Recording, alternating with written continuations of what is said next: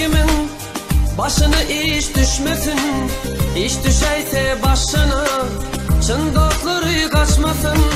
Boy yaşasın çın dostluk, onsuz ömür geçmesin. Dost ne hili dostluğun, işin düştü bilersin.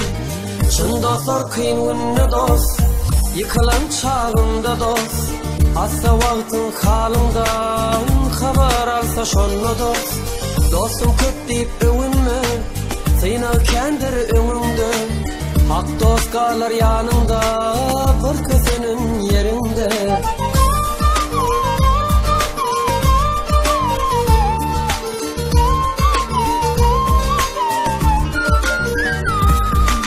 Barlı vaktin ilmadan, gelir sözün makullap.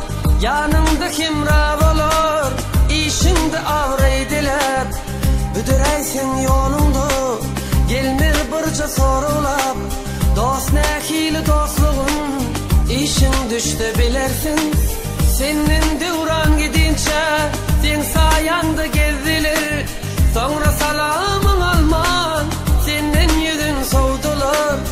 Ananmak hiç olara, olar dost bolmadılar. Dost ne hili dostluğun, işin düştü bilersin. Çın dostlar kıyın günne dost, yıkılan çağında dost. Hasta vaktin halından haber alsa şonla dost. Dostum kendip beğenme, sıyna kendir önünde. Hak dost kalır yanında, bir kızının yerinde.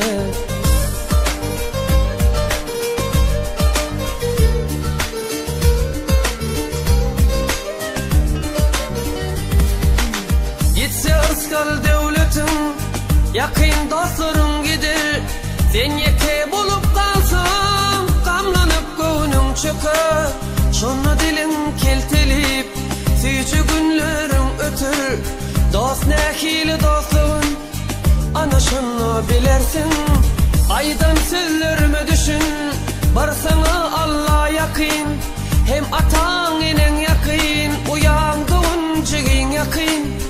Öyümde yan yollaşın, oğlum kim kıydın yakın. Kim sana yakınlığın, kıyın önünde bilersin. Çın dostlar kıyın önünde dost, yıkılan çağında dost. Hasta vaktin halından haber alsa şonla dost. Dostum kendip beğenme, sıyna kendir önünde. Hak dost kalır yanında, bir kızının yerinde. Dostum kendip övünme, sıyna kendir önünde. Hak dost kalır yanında, bir kızının yerinde.